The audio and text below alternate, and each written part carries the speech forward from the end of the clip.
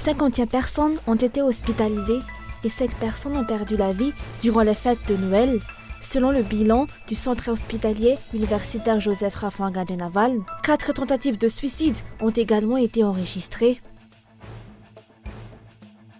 Les cas de diarrhée et de maux d'estomac ont augmenté pendant les fêtes de Noël. Les médecins incitent les citoyens à faire preuve de vigilance en ce qui concerne la consommation excessive en cette période de fin d'année et l'ingestion d'aliments périmés. Dans l'actualité internationale, au moins 160 personnes ont été tuées dans des attaques menées par des groupes armés entre samedi soir et lundi dans plusieurs villages de l'État du Plateau, dans le centre du Nigeria, ont annoncé lundi 25 décembre les autorités locales.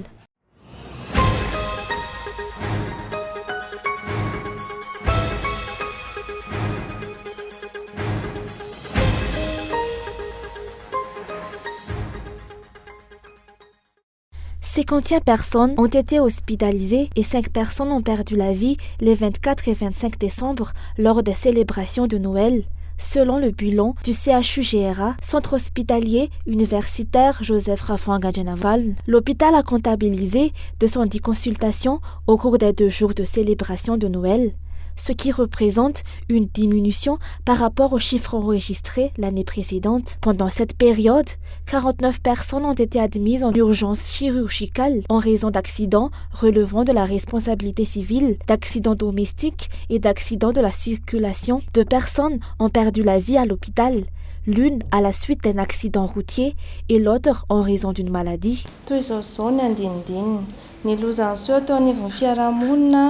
Pour la journée du 25, 5 personnes ont été admises à l'hôpital en raison d'accidents relevant de la responsabilité civile. 4 autres ont été hospitalisées suite à des accidents de la circulation, aucune pour des accidents du travail, 6 pour des accidents domestiques et 1 personne pour un accident survenu sur la voie publique. Par ailleurs, 7 personnes ont été hospitalisées en raison d'accidents résultant d'autres causes. Le total d'admissions pour ces différents types d'accidents s'élève à 23.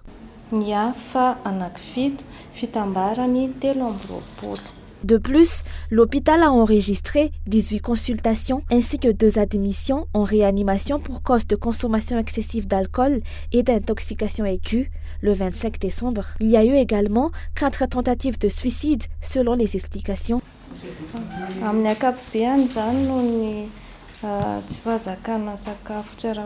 En général, les cas de consultation et d'hospitalisation sont principalement liés à des intoxications aiguës durant les fêtes. Le 25 décembre, 18 personnes ont consulté, 2 ont nécessité une hospitalisation, avec un total de 16 passages enregistrés. Les hospitalisations comprennent 2 hommes admis en raison de la consommation d'alcool. Aucune hospitalisation n'a été enregistrée pour des maladies diarrhéiques. Une femme a été hospitalisée en raison d'un accident vasculaire cérébral, tandis que 2 hommes et 7 femmes ont été hospitalisés pour d'autres causes. En ce qui concerne les décès, 3 hommes ont perdu la vie, 2 dépouilles, 1 homme et 1 femme ont été admises dans notre service.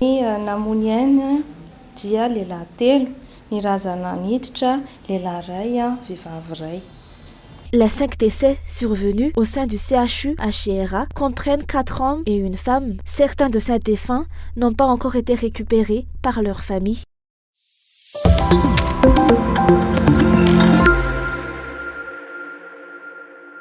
Les cas de diarrhée et de maux d'estomac ont connu une augmentation pendant les fêtes de Noël. Les centres de santé ont été fortement sollicités. Selon le docteur Norbert, responsable d'un cabinet médical à 67 hectares, les diarrhées et les maux d'estomac sont dus à des intoxications alimentaires résultant de la consommation excessive d'aliments inhabituels.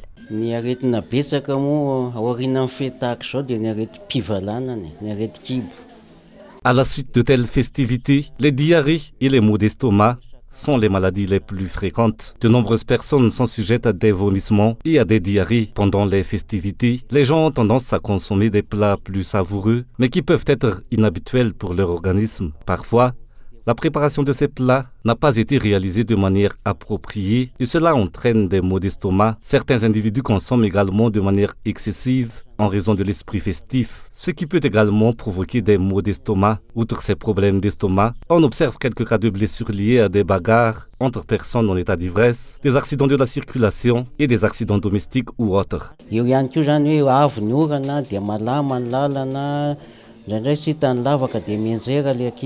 Outre la consommation d'aliments inhabituels pour l'organisme, le médecin a souligné que la consommation d'aliments périmés peut également entraîner des problèmes de santé.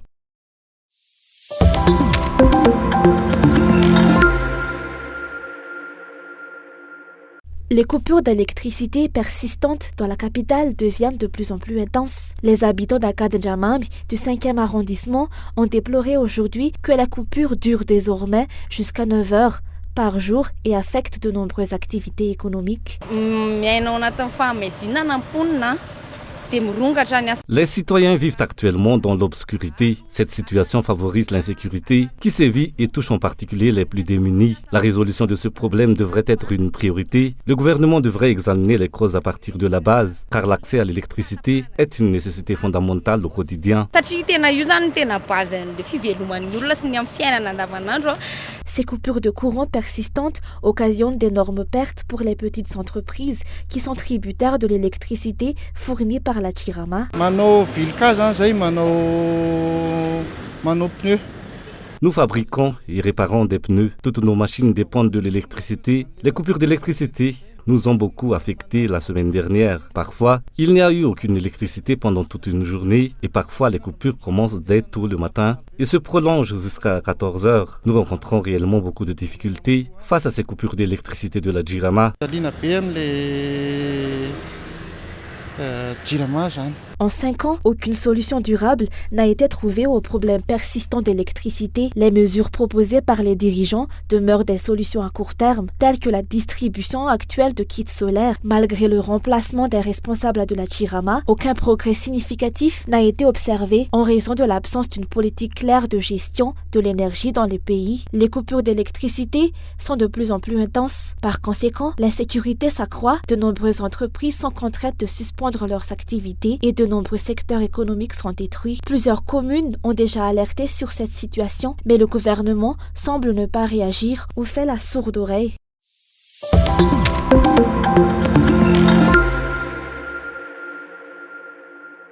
Les parents de Freddy, le jeune garçon tué par les forces de l'ordre dans le district de Mahab, ont lancé un appel aux autorités pour l'ouverture d'une enquête approfondie sur l'affaire. Ils exigent que les responsables soient punis conformément à la loi. Freddy a été abattu par les forces de l'ordre dans le Fuktan-Tanandav Beokutk, district de Mahab, au cours de la nuit du 20 décembre dernier. Cela me fend le cœur, mon fils.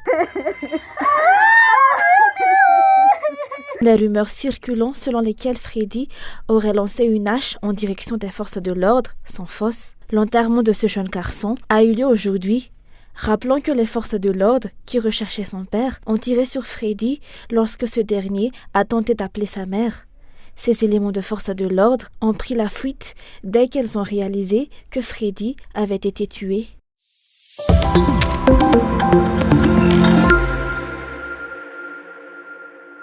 Les agriculteurs d'Amboudmit et de ses environs ont été contraints de débuter prématurément la récolte du riz en raison des précipitations et de la grêle d'hier. Les vents violents et la grêle ont causé des dommages considérables dans de nombreuses rizières. Par conséquent, les agriculteurs ont été contraints aujourd'hui de récolter le riz ayant un stade de maturité plus avancé. Hier, il y a eu de la grêle et de nombreux champs de riz ont été dévastés. C'est la raison pour laquelle ceux qui ont des plants de riz suffisamment matures ont commencé la récolte. Pour ceux dont les plantes sont encore vertes, ils prient pour que leur culture ne soit pas endommagée. Malheureusement, pour certains d'entre nous, les vents violents ont emporté nos maisons. De nombreux plants de riz demeurent encore verts à Amboudmit et dans ses environs, les rizières contenant des plants mûrs ont subi les plus grands dégâts et même les plants de riz encore verts n'ont pas été épargnés. Bien que cette récolte de riz n'ait pas été prévue, les agriculteurs se voient contraints d'agir en conséquence compte tenu de la situation. Selon les explications. Hier, certaines zones ont été touchées par la grêle, tandis que d'autres ont été épargnées. Certains champs de riz ont été complètement détruits, tandis que d'autres ont été partiellement touchés pour éviter tout risque de nouvelles grêles. Des riz qui n'étaient pas encore prêts à être récoltés ont été cueillis prématurément. Malheureusement, les plants mûrs sont les plus vulnérables aux dommages causés par la grêle, ce qui a entraîné une baisse de la récolte. Nous devons prendre des mesures appropriées, car nous ne pouvons laisser nos cultures dans cet état. Les agriculteurs se voient contraints d'embaucher davantage de main-d'œuvre pour cette récolte, car il est plus ardu de récolter le riz endommagé par le vent. Ces derniers sont également payés plus cher. La récolte du riz endommagé par le vent est plus difficile. Là où habituellement 4 personnes suffisent, aujourd'hui, nous avons besoin de 6 personnes. En conséquence, les salaires de ces travailleurs ont également augmenté. Habituellement, ils terminent leur journée vers 10 heures. Mais aujourd'hui, en raison des conditions difficiles de la récolte, ils n'ont pu finir que vers 13 heures. D'après les agriculteurs, la récolte de cette année s'annonçait prometteuse. Cependant, les récentes précipitations et chutes de grêle suscitent des craintes quant à une possible réduction des rendements.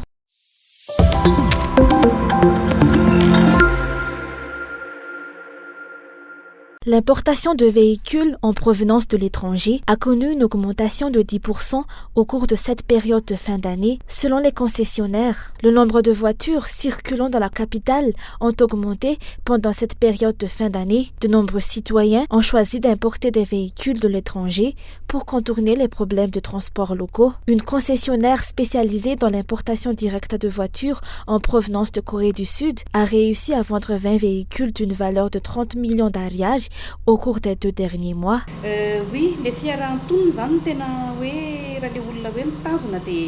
Les véhicules légers de 5 à 5 places, à partir de 150 millions de francs, sont particulièrement prisés car ils sont idéaux pour les familles. Depuis le mois de novembre jusqu'à décembre, on observe une augmentation des achats de voitures. Les gens choisissent d'acheter des voitures en tant que cadeau et certains préfèrent vraiment profiter de la période des fêtes pour acquérir un véhicule. Même si le mois touche à sa fin, nous avons toujours des clients. J'en ai eu aujourd'hui même. L'inflation à Madagascar a également des répercussions sur le secteur de la vente de véhicules. Selon les explications, la dépréciation de l'ariage et les problèmes liés au dédouanement des marchandises également.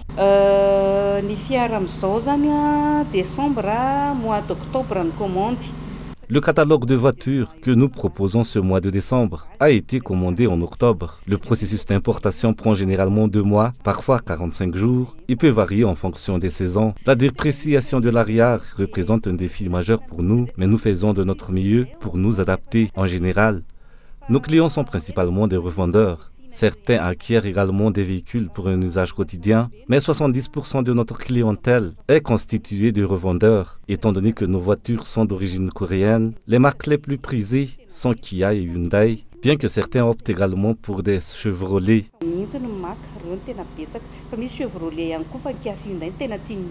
Outre l'utilisation quotidienne, de nombreuses personnes achètent des véhicules en guise de cadeau de Noël et pour marquer la fin de l'année, les voitures coréennes sont particulièrement prisées car elles sont plus abordables et les pièces de rechange sont facilement disponibles dans la capitale.